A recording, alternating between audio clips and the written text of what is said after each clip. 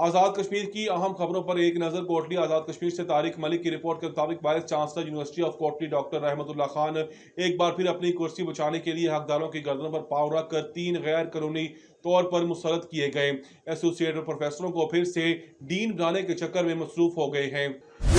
साजिश में सदारती सेक्रेटेरिएट का बहुत सीनियर अफसर भी इनके साथ मिला हुआ है। ऐसे लगता है जैसे पूरी यूनिवर्सिटी ऑफ कोटली में डॉक्टर सबाहत अकरम, डॉक्टर गुलाम नबी फाई और डॉक्टर फहीम गजनफर से बढ़कर काबिल टीचर्स कोई नहीं है। 2018 से गैर कानूनी तौर पर बनाए गए प्रोफेसर जिनकी तरक्की को यूनिवर्सिटी ऑफ कोटली की सेनेट ने अभी तक मंजूर नहीं किया, जिनके खिलाफ करप्शन और इख्तियारात के नाजायज असलाह के केसेस सरकार के मुख्तलिफ महकमों में जेर तफ्तीश है, इनको एक बार फिर से हकदारों का हक बांध कर दोबारा से जामिया पर मुसल्लत करके जामिया के तदरीसी इंतजामी निजाम को तहबाला करने की तैयारी है।